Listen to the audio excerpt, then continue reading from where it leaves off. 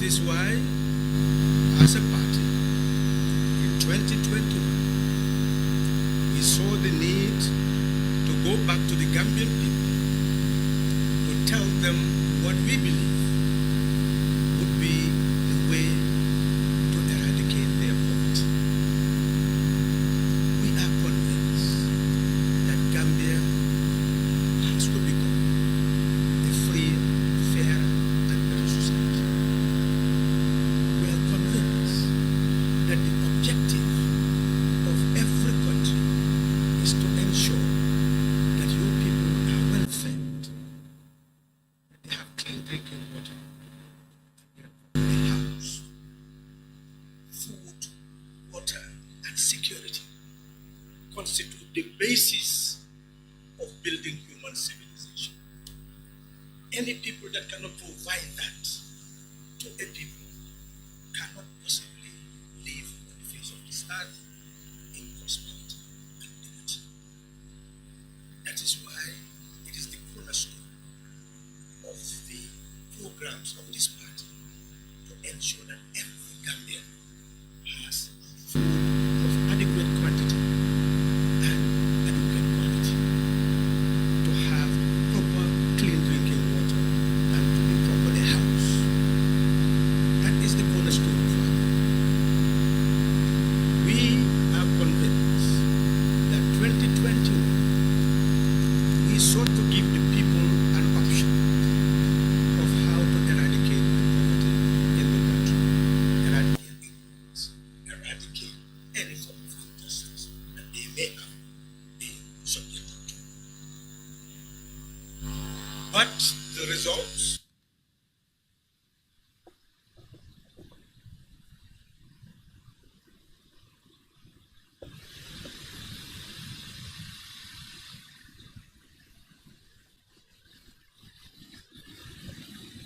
that they did not appreciate the program? Is it that they did not understand the program? Those are fundamental questions we as a party had to address. And therefore, we decided to look inwards, try to build the foundation that will enable us to come up to the Gambian people again and engage you. We have done that. The party is ready to move after careful consideration of all those factors that requires development in this country. And the fundamental lesson that we want to share with you is we are convinced that the people are not satisfied with the change that took place in 2016 and its after. Since they are not satisfied, it is for them to tell us why they are not satisfied and what type of Gambia they want.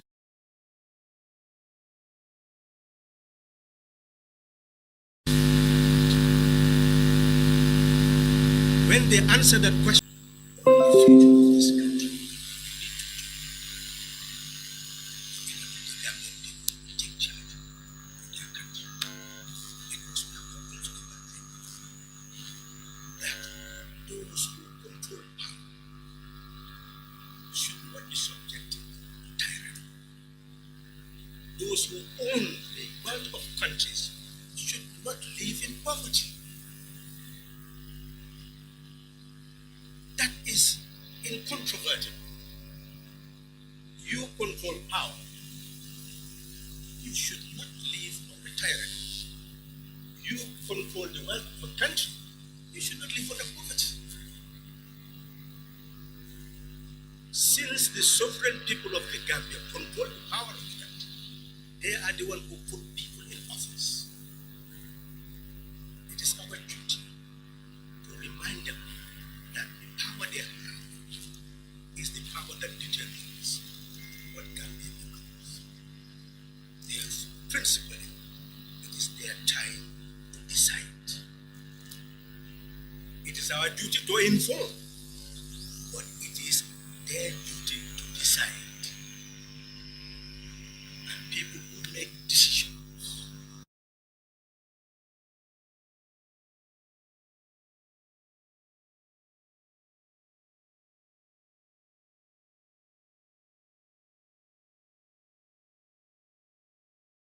Millions of people, 2.7 million people. It is our duty, therefore, to engage the people, to enable them to have the type of information that will enable them to decide what type of country and what type of leadership. We have the information. We are clear that sovereignty resides in our people. That is elementary knowledge, that sovereignty resides in each of us. It is elementary knowledge that the wealth of the nation belongs to us. That is socialism proper. We own the wealth of the nation as a sovereign people of the Gambia. How do we benefit each of us is the fundamental question. That requires knowledge, that requires program. Therefore, every Gambian should be asking every political party that the power of the nation belongs to us, the wealth of the nation belongs to us. How do you intend to govern?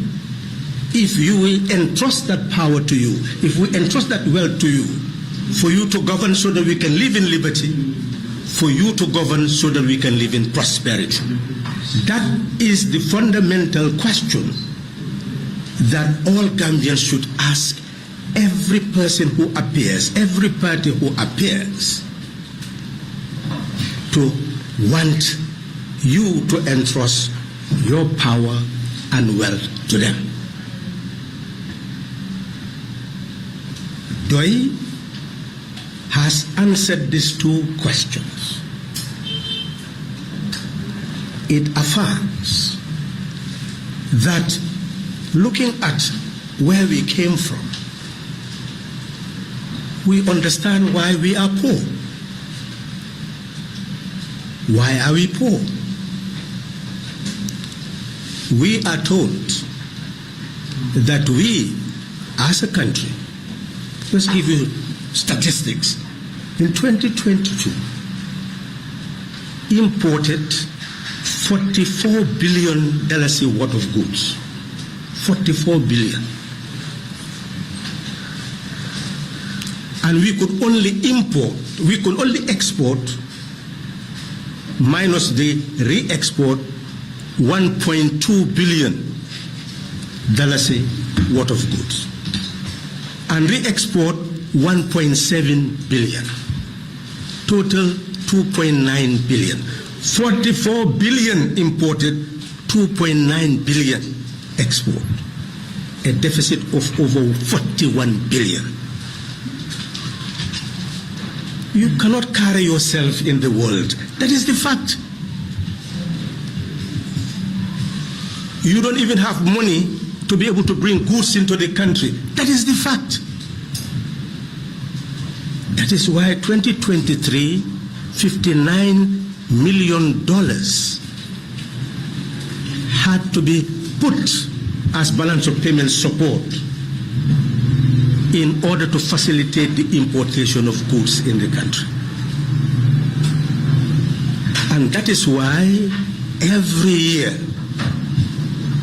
the IMF will tell you how much it gives as balance of payment support, because you cannot carry yourself in the world. And you continue to become indebted year after year. And why can't you carry yourself in the world? Because you are not producing what the country needs and what the country can export. Just look at this fact. In terms of vegetables alone, 171 million imported. In terms of potatoes, 28 million. Onions, 81 million. Rice, 2.0 billion. We look at other things like eggs, 112 million, milk, 500 million. You're talking about millions, over 3 billion that you just spend on food.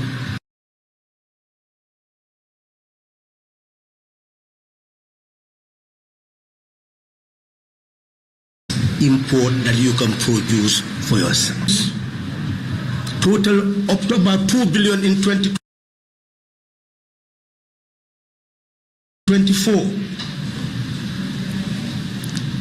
That will be received from the ADB, from the World Bank, all sorts of projects.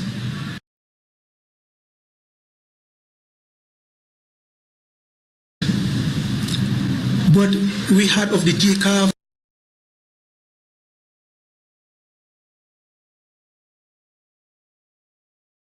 billion projects.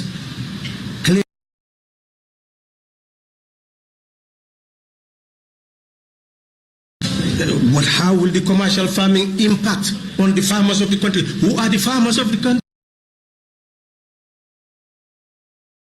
We need. And you hear them with the slogan, eat what we grow, grow what we eat. Is that how an economy works? You just grow what you eat. And you grow what you are growing, you need fertilizer, you need seeds, you need farming implements that you are not producing. How will you grow without importing those ones? It can only work if all the sectors of production work. We must make agriculture to work. We must make industry to work. We must make services to work. At the moment, they are not working.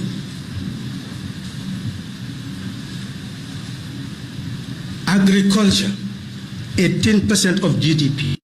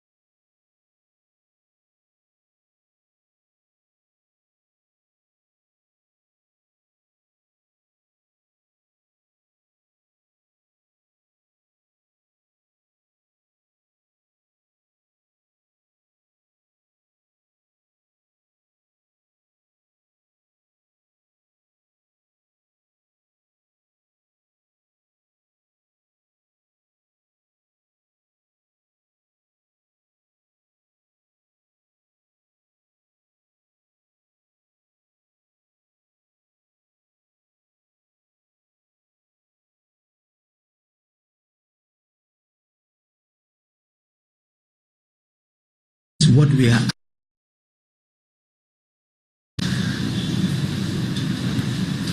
We are convinced that the problem can be solved. Not only can, but must be solved. Africa, Gambia cannot be the beggars of the human race. We are convinced that we have capacity to change the destiny of this country. We are convinced that in agriculture, we can get the farmers to continue to own their land. And we can have a cooperative bank that will give them the seed, fertilizer, and farming implements they need to be able to produce enough rice. The fact is evident. Over 550,000 hectares of arable land all you need from that to be able to produce 300,000 tons of rice is only 60,000 hectares. We have it, we can produce it by giving the producers, those who are expert in production, the seed farming implements and fertilizer that they need. So in that respect, there is a solution, and we'll continue to debate with other political parties regarding our point, and also our citizens regarding our point. We are convinced that the fruits that are now being exported, not by taking what comes from the farms of our people, but you have commercial farms producing fruits. We are convinced that our people can produce those fruits. And all they need is to be supported. The banana, the oranges, everything, mangoes, they can produce it. All they need is support. And we are determined for that to happen so that the wealth will go to uplift their condition. Because how do you uplift the condition of the people?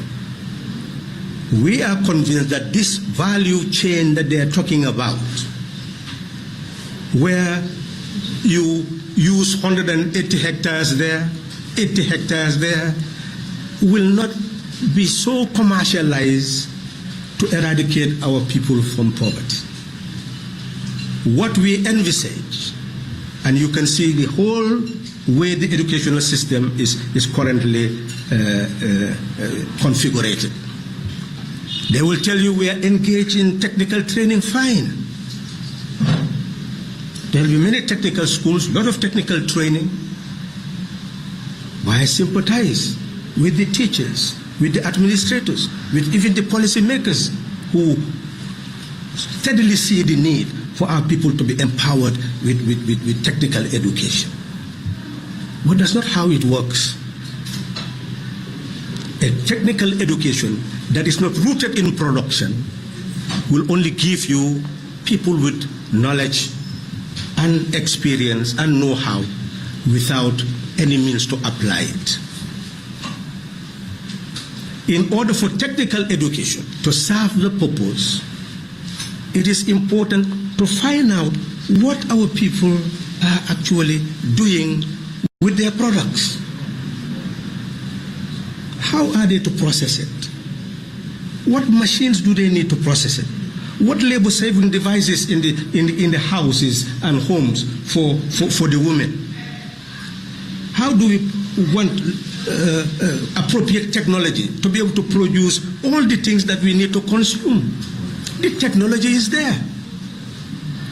So when we are building partnership with other countries, that is the type of partnership we build. To know what we have, how to process our rice, our coals into flour with low level of technology, appropriate technology. We integrate that appropriate technology so that that appropriate technology will be able to process all the things that we need. Therefore, the 500 million we spend on milk, etc., milk products, will be able to produce ourselves. And it goes, the chain goes. That's what the value chain is all about. Move from agricultural production to processing. But this has to be done in a very systematic and organized way, based on your production capacities. That's what we are saying. And you see, look at the manifesto, that's what it's saying, that we will check everything that is available in terms of labor-saving devices and production schemes and machines. Then we start finding which countries produce them, the modern level of development of those products, because you can get all these machines and you cannot even find spare parts after they have problems. All this is poor planning. We're saying that's what we are going to do, because we have the knowledge base, so that we will train those people, link to those machines our people are going to use, link to those countries who are ready to accompany us in our development.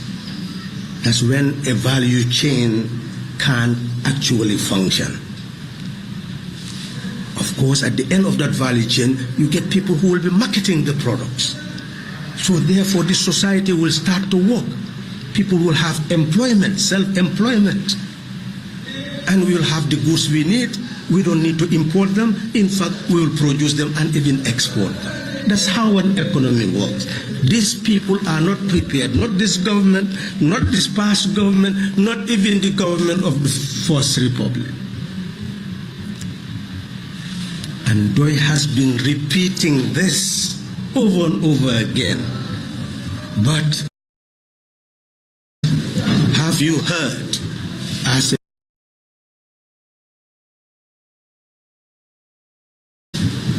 That's what processing is all about.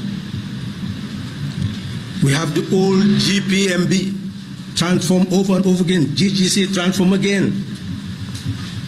But then, where are the soap-making devices there? The oil that we need to consume locally. The cotton that we could transform into different types of yarn and cloth. What are we producing? Absolutely nothing. And that's what Doi is talking about. We must have large-scale industrialization based on our capacity, but small-scale industrialization, processing to meet the needs of our population, and the two would be linked. We are saying in terms of services, look at the area of tourism. We are told that we had almost 137,000 tourists in the Gambia in 2023. 137,000. But how are they linked to our economy? We have people all over, as we have always said. Some produce this local cloth, which can be transformed into tablecloths, into towels, into all sorts of handiworks for the hotels, for society at large, for tourists who come. We have different forms of craft in terms of using pottery. Such craft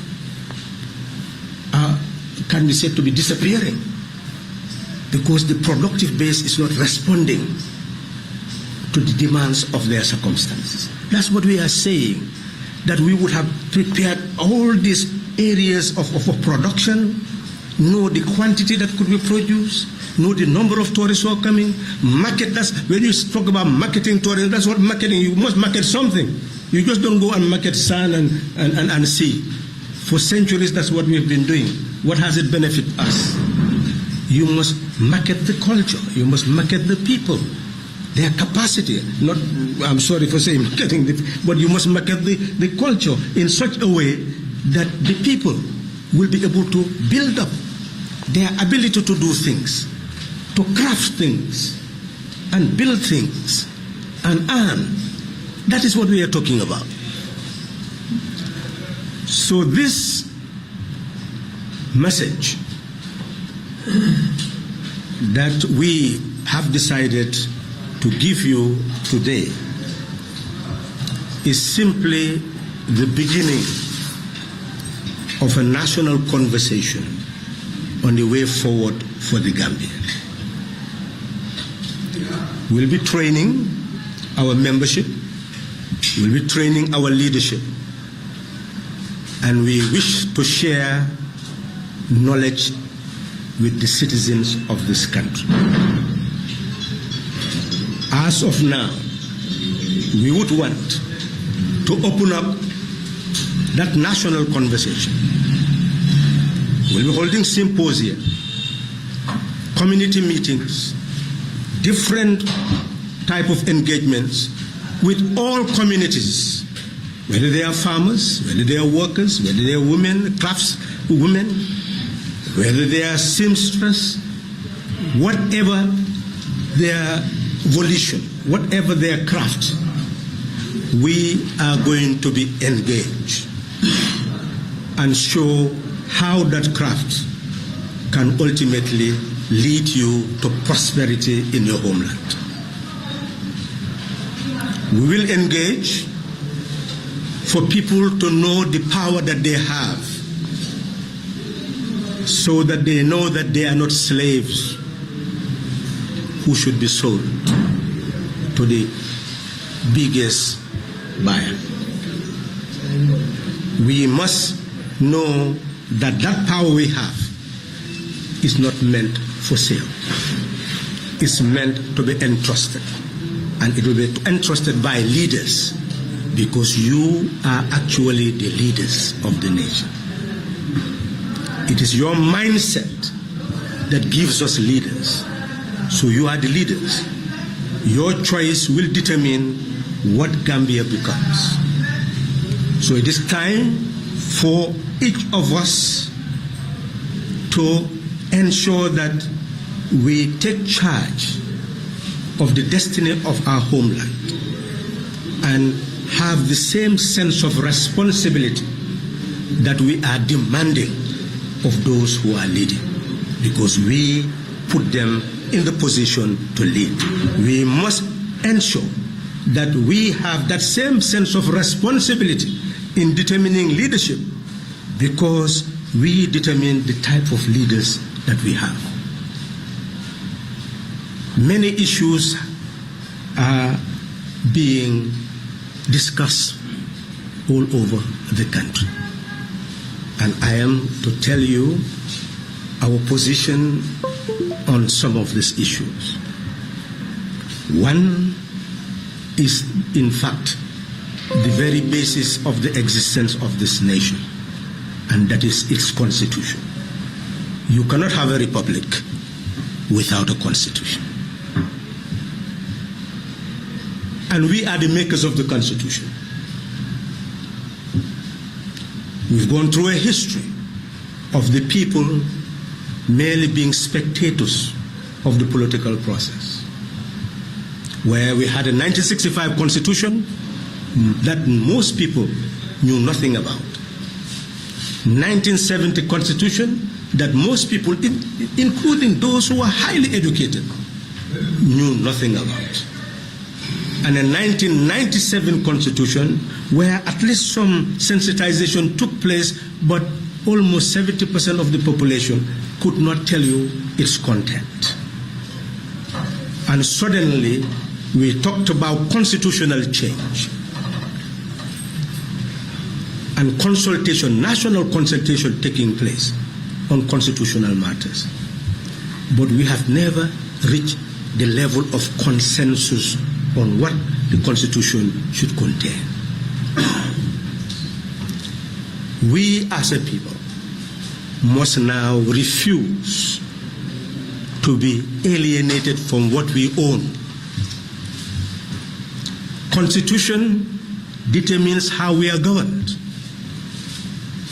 It is now time for us to open up this national conversation on the constitution building process. Where we are is evident. A CRC was established and it carried out its work from 2018 to 2020. Although a mandate was given of 18 months, it requested for 6 more months, and it was given, and it carried its mandate to the full. It brought its draft to the president and published it untouched, and it was subjected to the process of promulgation up to the level of the National Assembly. What is very clear to all Gambians is that in bringing a constitution for promulgation, the draft must be published in the Gazette for 3 months, and then after the 3 months, a second publication for no less than 10 days, and after that, it will be brought to the National Assembly. And it goes through readings. It goes through the first reading, and then the second reading, you debate the principles.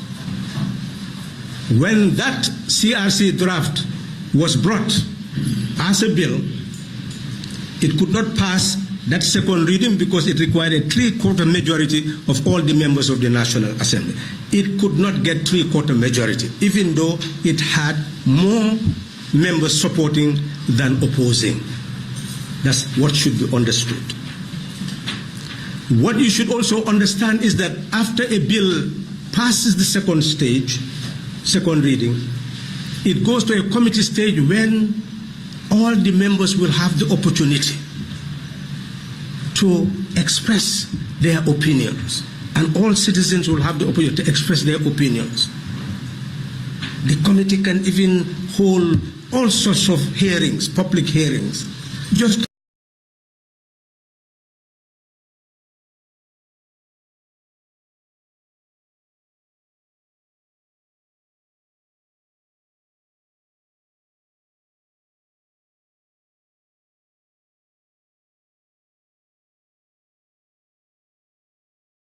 to get the mind of everybody, and did not go to the committee. Procrastination after procrastination, because we knew what could be done to cure it, and we tried that. The only way it could have been cured is to revoke the decision that was taken, and a motion was made in that parliament for permit to be given to make the motion for that revocation. It was never given, and that's when that process became dead. That was the end of it. And though it continued, we did not participate in any of their meetings, except one where we went to tell them that you are wasting the time of the nation. This thing that you're talking about is dead. We must now talk about procedure and content and see how to ensure that we come up with a new process of building the Constitution.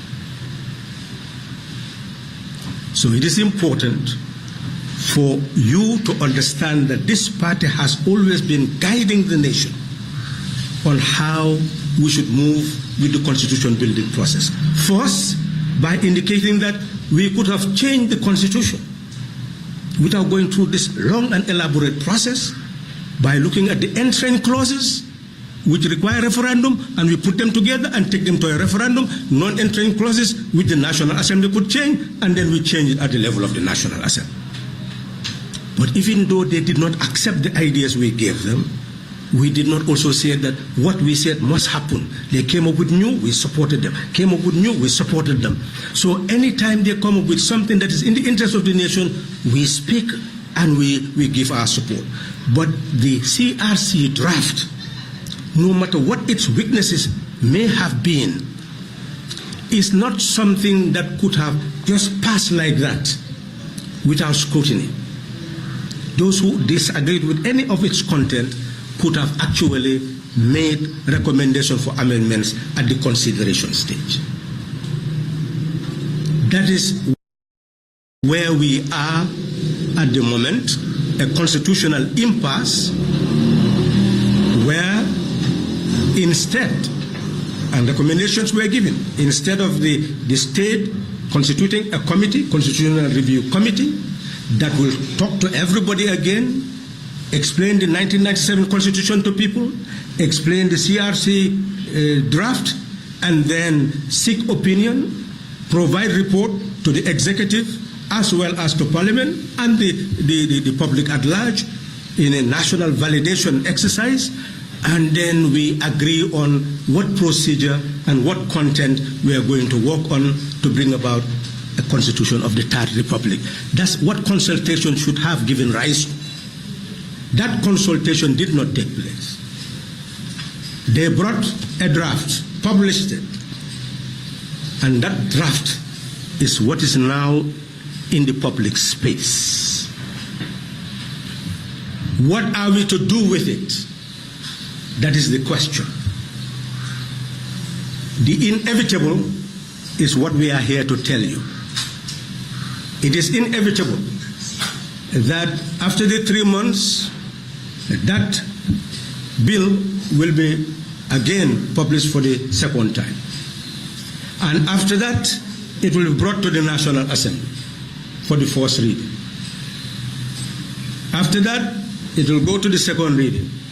What are the National Assembly members going to do? If we say we don't want it, how do you show that you don't want it? That is the question. Anybody who says they don't want that constitution, how do you say that you don't want it? How do you prevent it from being what you don't want? When we say knowledge, that is what it requires, to know what should happen. And no Gambian should be in the dark about this. What we are out to tell you is that if they bring this bill to the National Assembly, it will have to go to the second reading. Yes, at the second reading, the National Assembly members could say, no, we don't support it. And it will be dead just like the CRC bill. That's one thing that could happen. Is that what should happen? Would that be a sign of really being sovereign? What is being sovereign? Is having the authority and power to do something. We are telling you that the executive does not have sovereign authority to promulgate the constitution of a third republic. They don't have the responsibility. They just have the right to propose, full stop. They have the right to propose, full stop. It is the National Assembly members who have the right to dispose of the bill. They are the ones who can say that what is there can be changed. So therefore, all Gambians should be reviewing this bill. Review the CRC draft. You may even accuse them of plagiarizing the 1997 Constitution or the CRC draft. Accuse them of anything you wish. You may accuse them of not consulting. Yes, whatever you wish to say. You have freedom of speech, freedom of opinion to express your dissatisfaction with action that has been taken. But principally, if you want to have a mature opinion, line with the interests of the sovereign people of the Gambia, which clause should be seen to be fit to be in the constitution of a sovereign republic. And then that's what the National Assembly members should be told, and that's what they should argue, and that's what they should insist should be in that provision, or they will reject whatever is there that they do not approve. So it's like we are at the heart of building a new nation. Each of us must now become empowered. What had not happened in the past is what should happen now. To be involved. No one should accept to be excluded. This time we must not see constitutions as products of intellectuals with superior minds. We must see it as something that must come from us on how we are to govern, how we are to vote, what president should do for us, what National Assembly members should do, what council should do. This should be known to all of us. So this is now the opportunity to extend this conversation, and DOI is going to do that with its members, with its leaders, and the citizenry at large, if they wish to be a part. But DOI will establish fora of all sorts, the media, it will exploit every avenue to get the people to understand the 1997 Constitution and its history, the CRC draft of 2020, and the current cabinet draft of 2024. It will do that so that the people will be enlightened on the Constitution. But as far as procedure is concerned, the National Assembly members finally, after it is introduced in the Parliament, will have the total control of that document, and they can do with it whatever they want to do with it. We have seen certain developments that engulf the nation, the media,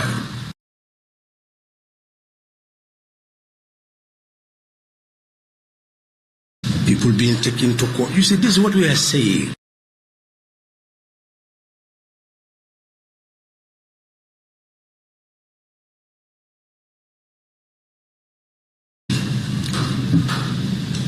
What is a government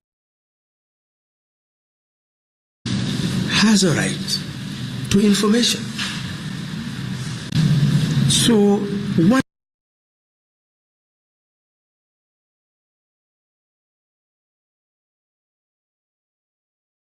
that is truthful, that is fact. So the Republic creates a contract between the citizens and those who give information.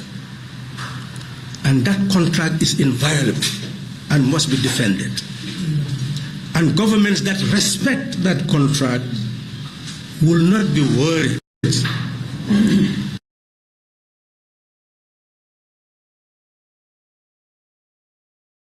because you will always pursue the fact.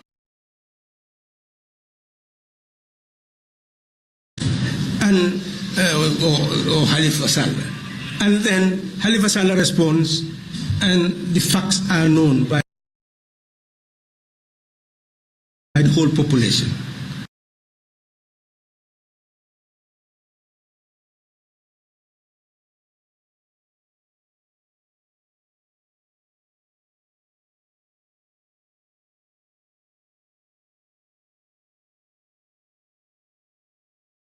Why would Halifa Sallah be angry again? You know, between falsehood and truth. And uninformed people will be a people who could be misled. But it's an insult to tell an informed person that you have the capacity to mislead him or her.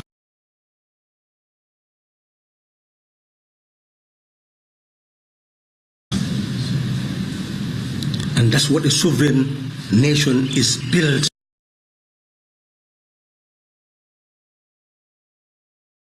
In good faith in the public interest. That is what we need.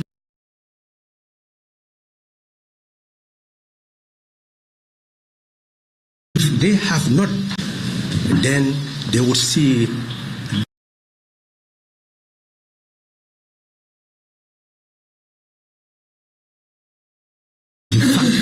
that what is happening with eyes that ignore its importance. We are convinced that information is the lifeblood of a democratic nation, and that information must be transformed into knowledge, and knowledge into way of life. That combination, that chain, that link of transformation, information into knowledge, and knowledge into a way of life is why PDOIS says, know your country, know yourself, and know the world.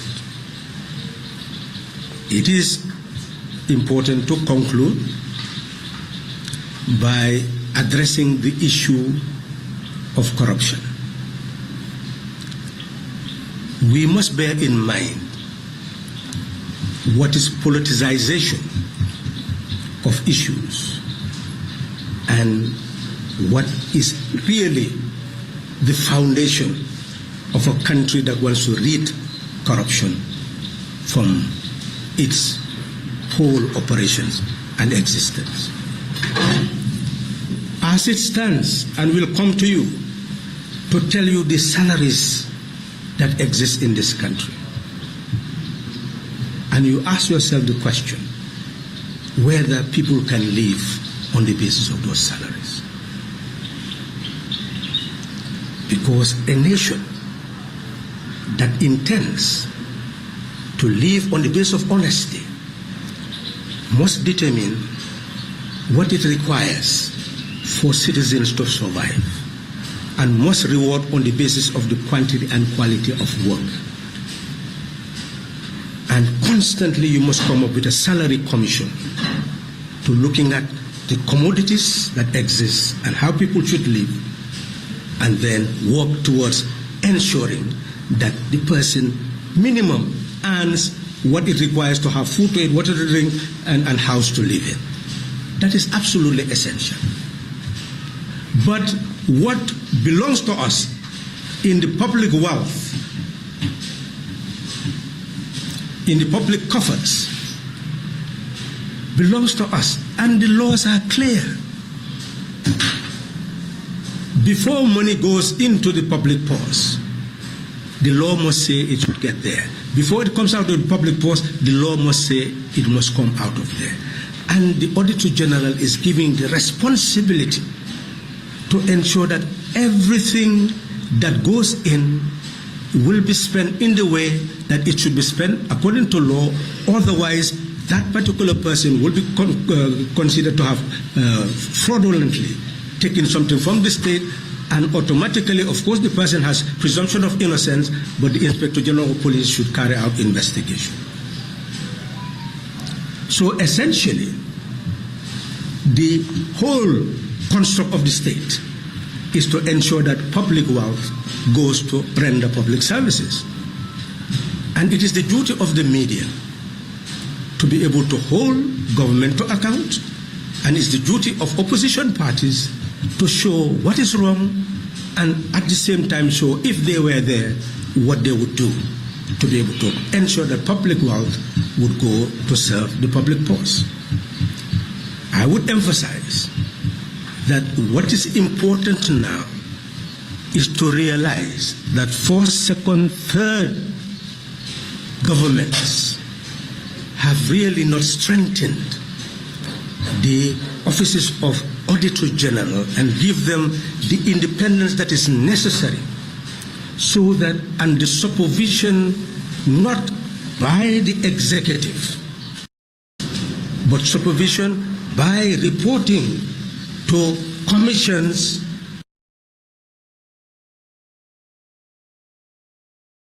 on an annual basis, so that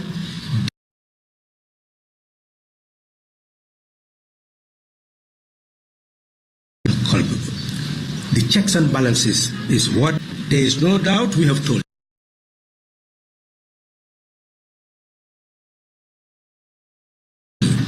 That the local government structures that we are talking about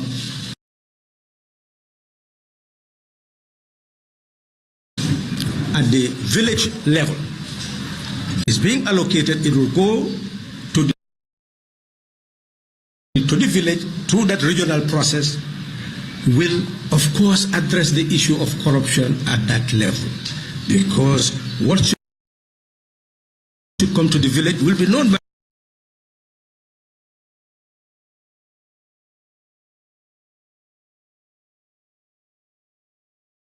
the village development committee, supervised by the village development committee, really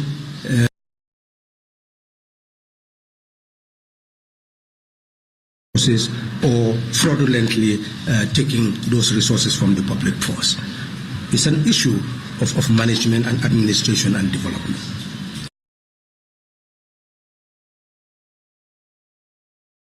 Chair,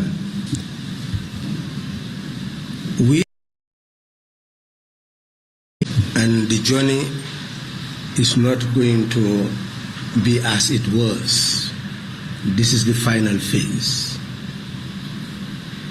And Gambians must understand why DOI has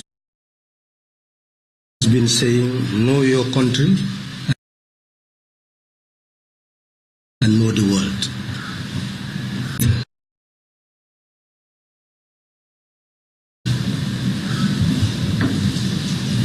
The world lacks leadership. When you select presidents of countries, they are leaders of the world.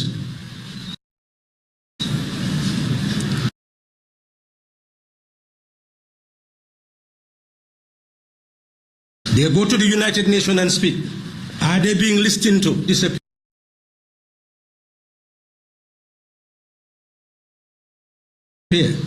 No way. Or you go and talk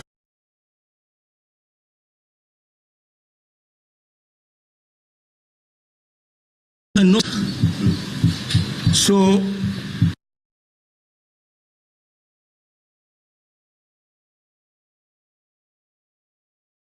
why is the world the way it is today? So the people of the world have a responsibility.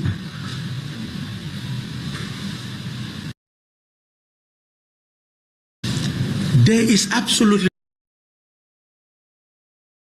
no doubt that if you look at Israel and Palestine, what happened?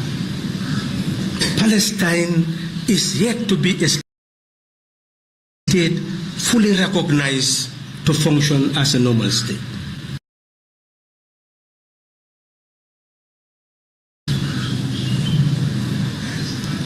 There is a reason.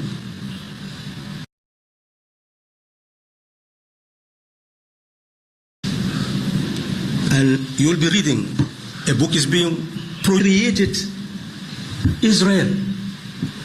And the resolution also created Palestine. But if you follow their history, you will see that at the level of the League of Nations, only Palestine existed. And Palestine as a country should have been given the right to self-determination and independence. But then, because the Jews were oppressed, terribly oppressed, in fact they are doing injustice to the of any struggle against injustice because of the injustice perpetrated against them. So they came to Israel in order to seek refuge, empowered by America to find a state, to found a state. But instead of America also proceeding to get Palestine to be a state, they ended up having governments after government which refused to recognize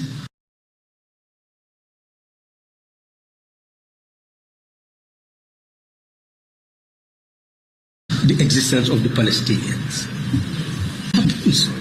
So you can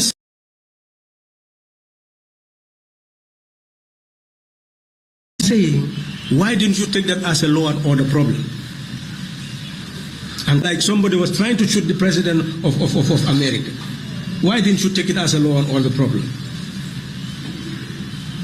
And then the whole world would have tried to solve the problem, yes, but also tell you, unless you ensure that the Palestinians have their state, you will continue to not to be able to live in peace. That is the fact. But the world lacked that leadership. So today, they have destroyed the whole of Gaza. They are moving into Lebanon. And no one appears to have the capacity to be able to stop them.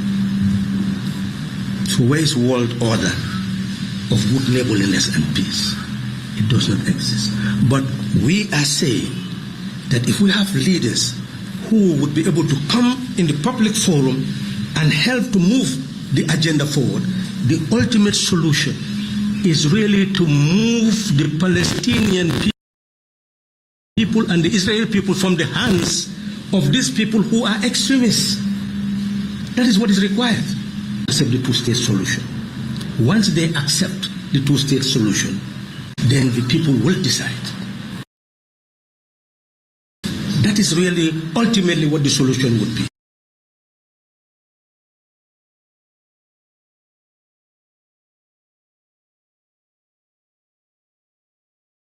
That is, the people of Palestine must be asked, the people of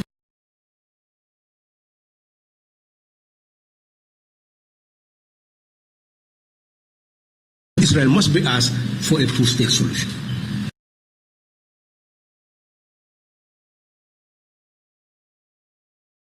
Peace agreement. Ensure that where Russia has not reached, at least will occupy territory, would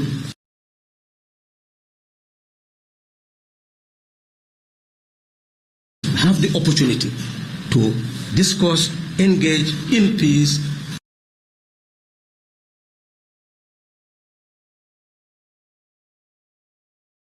as they would if Ukraine becomes really their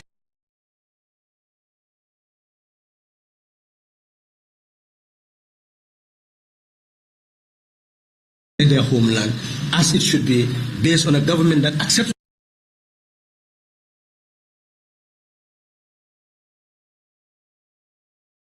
all of them, and Ukraine will be united. That is a way forward.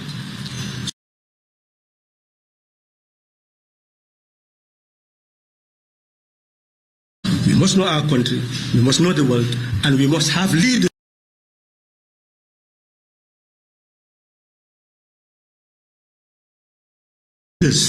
who would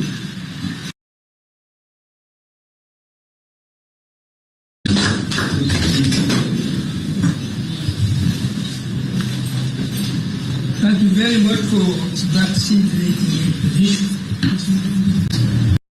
That's confidence, and I would expect that to be a headline in some of the newspapers tomorrow, which is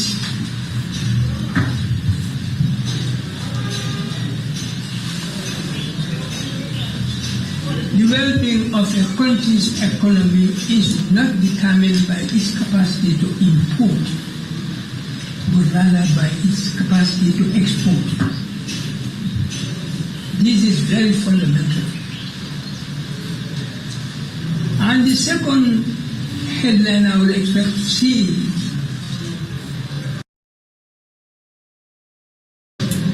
knowing our history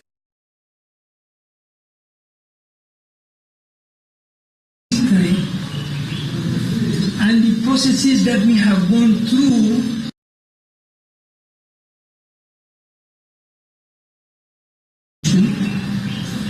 export your culture through your artifacts which express the creative capacity of our people. These are very important considerations. Now, I'll open the floor for questions. Anybody who wants to ask a question, please say your name and the media house or institution you represent. The floor is now open for questions. But please, somebody is looking at me, I know he's reminding himself that your questions must be based on the theme of this conference. Someone is on the phone. Get up. Yes?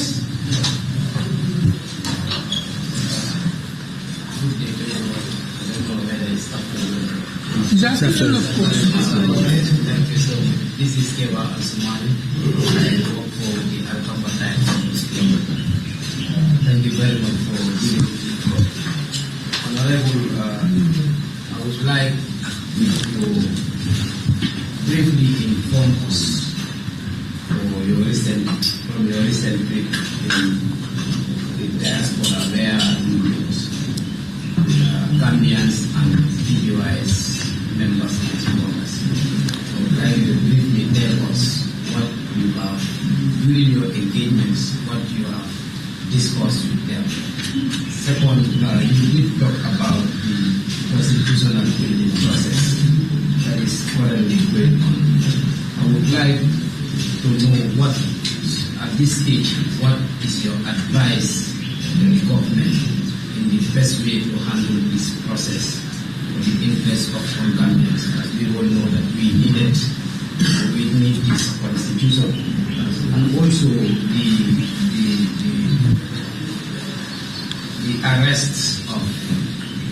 the arrest and prosecution of Musa Sirif and World Justice Dago. We want to know the position of PDOIS and also where this, are we heading to, like other opposition leaders have said, that we are heading back to dictatorship, tyranny and dictatorship as it is done before, whether there is the same view PDOIS also is as far as his arrest and prosecution of journalists is concerned. Thank you so much. Thank you very much. Yes, the Europe branch of the party did have their annual general meeting, and they wanted to hear from the party where we are, where the country is, and where do we go from here. It is very clear that we have participated in the 2021 presidential elections, 2022 National Assembly, 2023 local government, and that is the end of a cycle. And that is the post-coalition electoral cycle.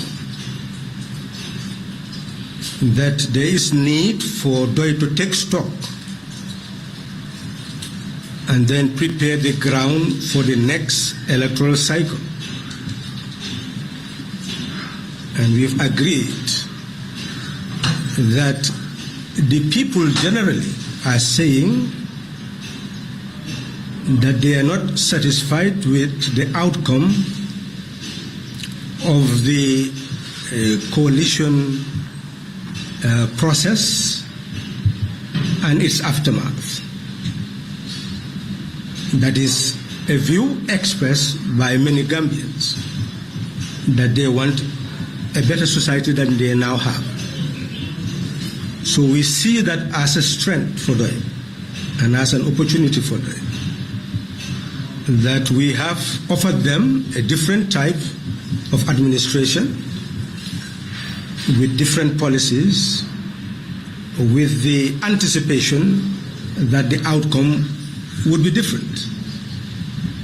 So there is a renewal within a camp that losing an election does not mean losing the battle.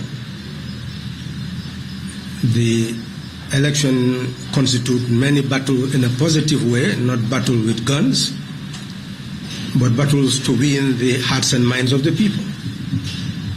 So there is no doubt that there is renewed confidence that the contract we signed with country and people should be maintained, if not to become stronger, so that we will inspire others to join this battle to make sure that we have a country that is fit for us to live in.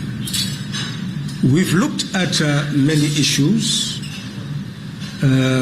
around Africa, the world, and the condition of the people of African descent all over the world. We have seen Haiti, but we threw light on that history to show how people were taken from the continent and being held as hostages, called slaves, ultimately rebelled and took over those countries and transformed them into independent sovereign nations.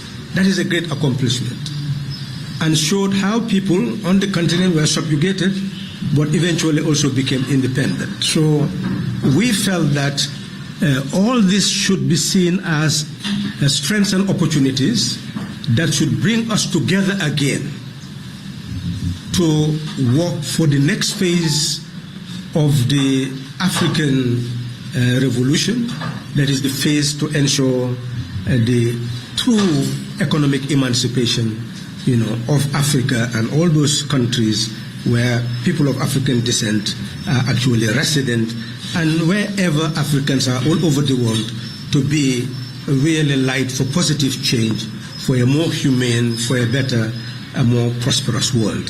That also had caught up in that dialogue. We've dealt with matters like the constitution building process, just as we have said, and we've raised the question.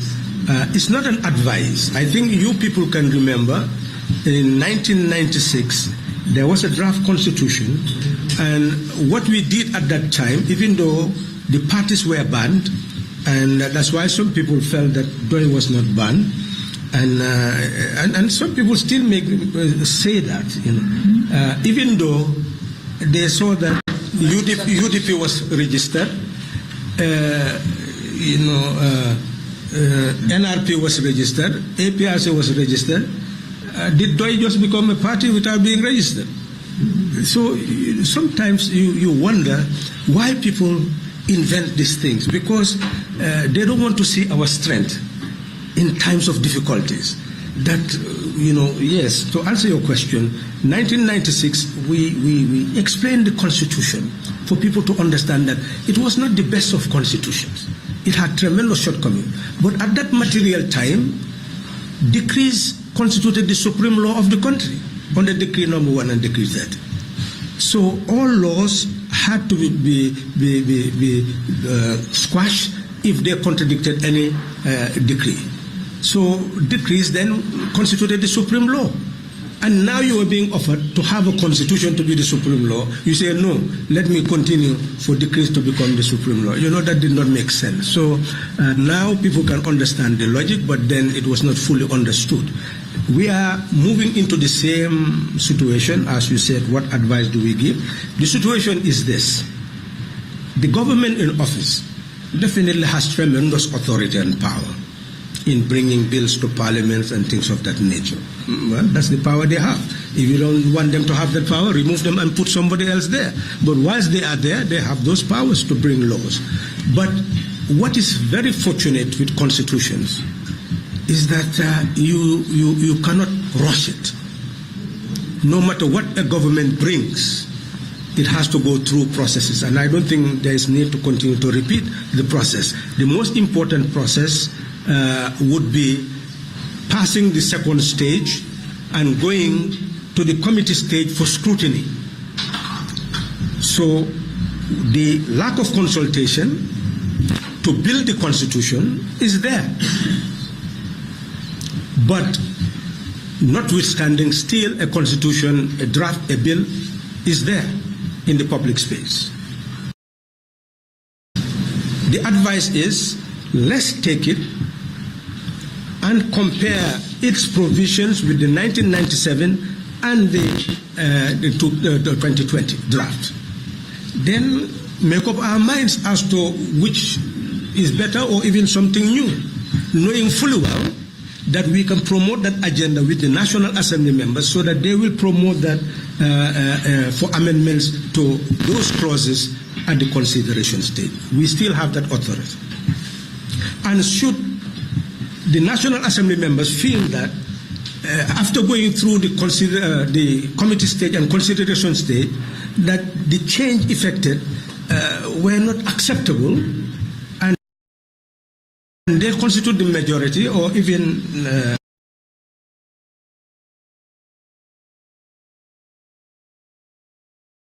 one quarter plus one, they can still, at the referendum stage, we need the same thing. We need explanation and real clarity on the clauses. But that's more complicated because you need 50% of the voting population support voting, and then 75% supporting before it is promulgated. So really, it's a tight issue, and Gambians must take it seriously by engaging in this, intellectually inclined to really understand our constitution to be, if we accept it, or not to be, and throw it away. And maybe from that debate, we'll also know the points of unanimity and consensus, so that in the future, if it is even thrown, we may come up with that proposal of amending the entrenched clauses by taking it to a referendum where there is unanimity, and amending those through the National Assembly if there is unanimity. That can come after the scrutiny. That may also be if it is thrown away at the third reading. At least we will know the points where we agree. I don't know whether that answers your question. So now it's on the freedom of Yes. Well, essentially it is since the Jammeh period, the journalists have really fought. You can see what happened during the coalition. This is a government that benefited from the media, because the media, especially the media outside of the portfolio of the state, really made what we said known to the whole world. So in that light, there should be tremendous tolerance, and as I have rightly said, in cases where people write certain things, well, the question is, are the people okay with what they have written? Do they believe it? Has it harmed anyone? And that's where even apologies and things of that nature can come. But where something is written and it is refuted, and the journalists publish what is refuted, what is there to fight again? Why would you want a matter to go to a court? What do you want to achieve? That is the question. So if we were the ones running the state, clearly all those issues of false news, etc., would not be criminalized, because it serves no purpose, and in actual fact you can refute them if you are a state that have the clout to be able to speak and for the people to listen. So I am convinced, and we are convinced, that if they take a second thought to the actions, it may be amputated before it gets very far. Government is so powerful to be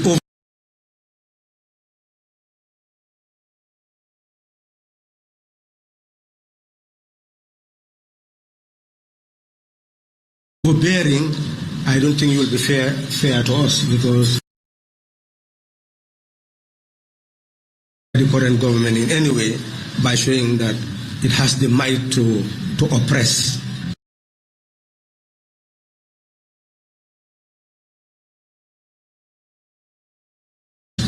No, that's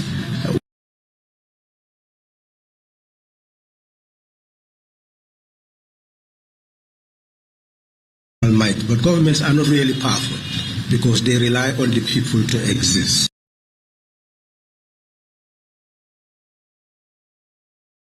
Careful about their worry, you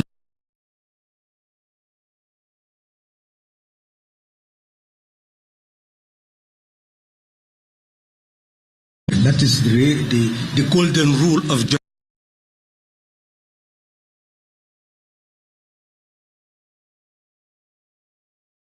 journalism.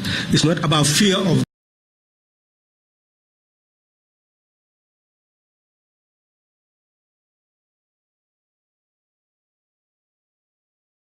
the state. What I publish is the truth. Publish in good faith. Journalism should be. Name?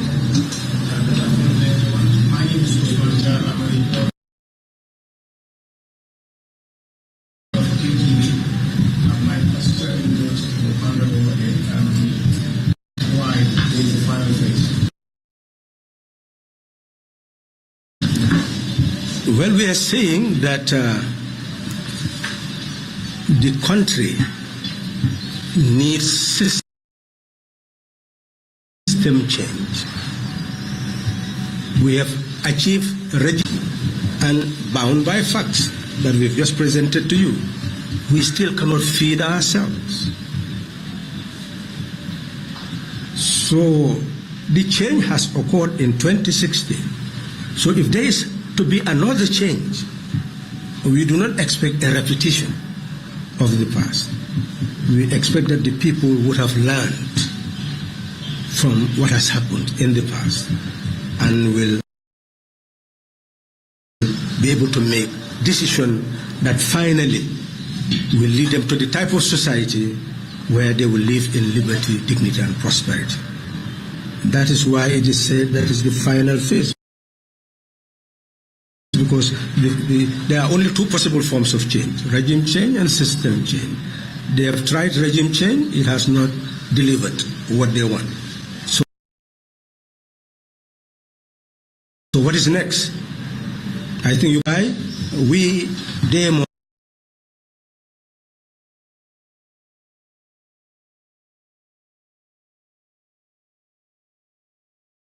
must decide, because the power belongs to them. So we are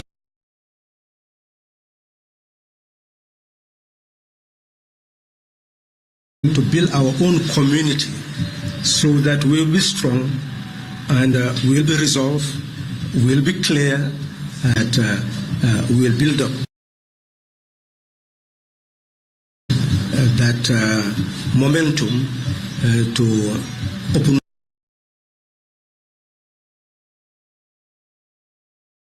of this conversation, this large conversation, enlarged conversation. Yes. Good afternoon, everyone. I'm Dan MCJ from Gambian Currency. Honorable, you said that your party is ready to meet your community or your party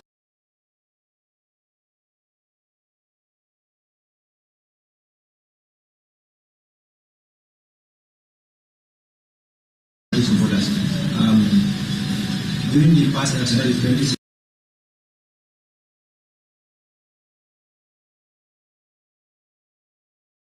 again, to make sure that after meeting your party supporters, to also engage the opposition, so that we can at least have a change for that time, for it to be a more feasible plan, so that what happened in the past will not happen again.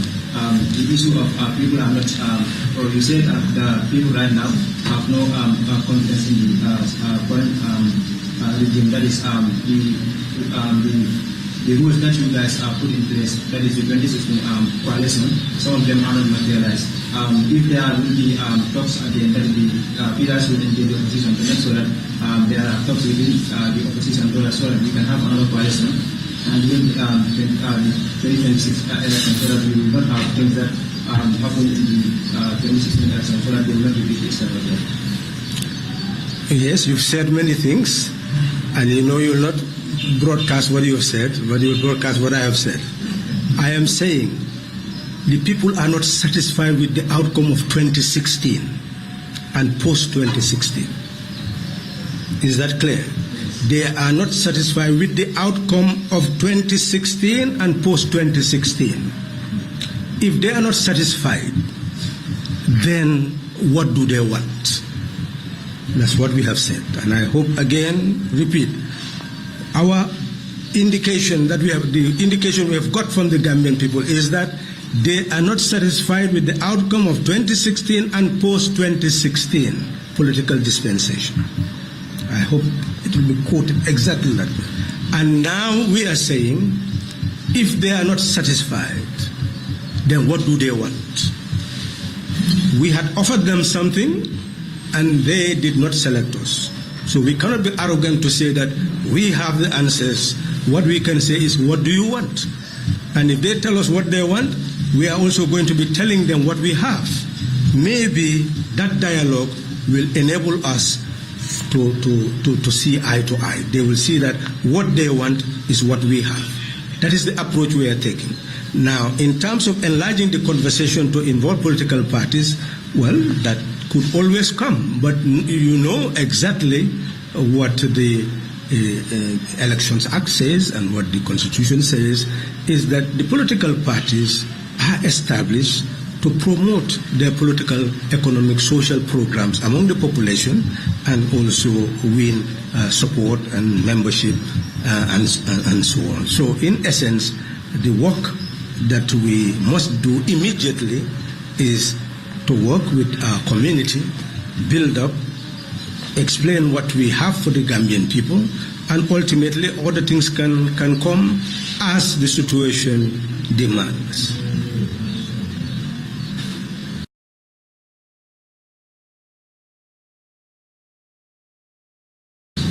So, Honorable, if I have a coalition, Honorable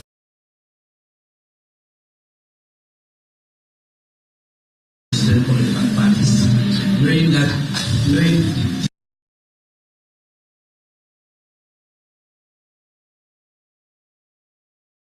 dissatisfaction among the Gambian people to rescue the country from the current.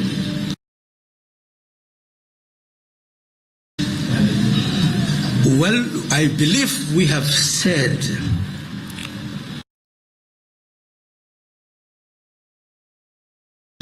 and it is unfortunate that the Gambian people who should be drawing to go to sleep. And I don't know how a nation can be saved by putting your leaders to sleep.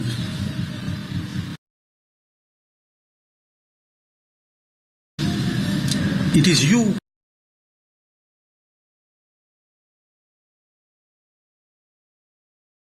who continue to tell us that we should learn from Senegal.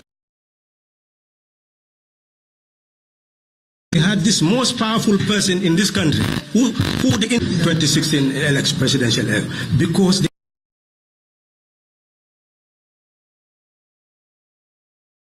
they had already given report that it will not be free, fair, and it was a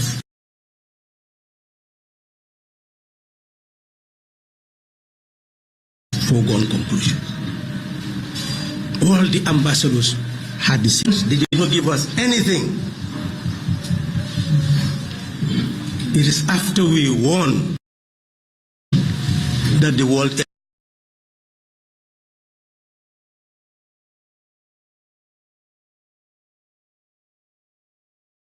embraced us. And by that time, the leader of the UDP was in prison.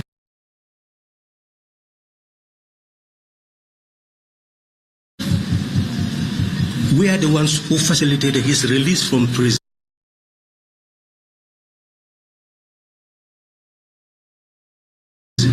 After victory.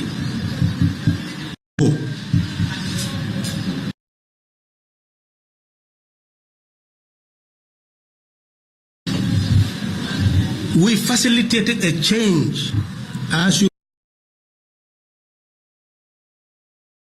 rightly said, people were dissatisfied. Yes, we brought a change based on that dissatisfaction. Their duty now is to build a nation that we said that 2016 did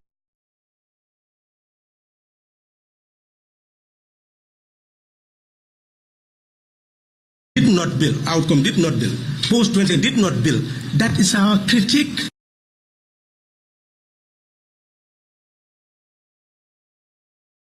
People want. That has not been built in Senegal. And you are telling us to learn from them. What are we to learn? Now, what we have learned, and our eyes are open, is that we do not just bring people together out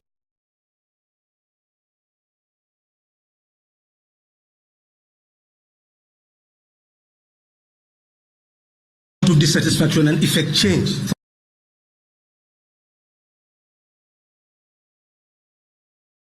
for its sake. That's what we've learned. We're saying let's do things differently.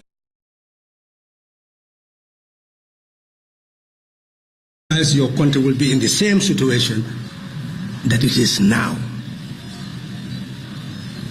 So if you have heroes who will die for nothing, and people are ready to die and live for something, and that something is for you to tell us the type of society you want. And then the society will produce the type of leadership you want. That's what we are saying. Now let's engage in a national conversation all among us and talk about Gambia and how ultimately it can be removed from the poverty. Look at the indebtedness. Jawara left with 2 billion. Jammeh 46 billion in 2016. Now 110 billion in debt.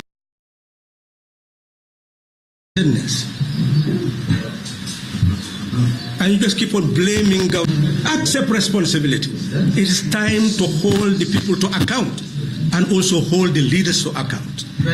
All of us must be held to account.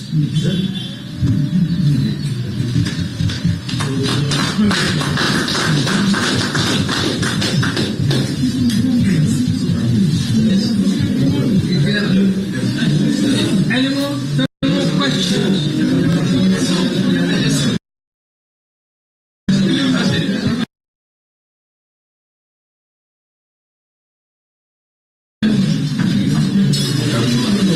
Well, it appears that everybody. It's not for them.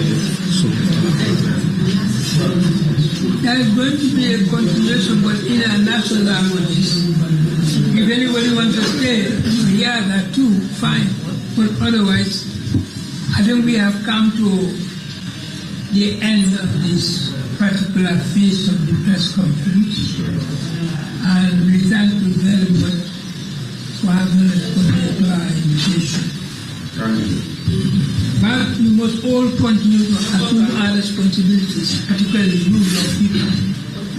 You must assume your responsibilities adequately to bring about what is necessary.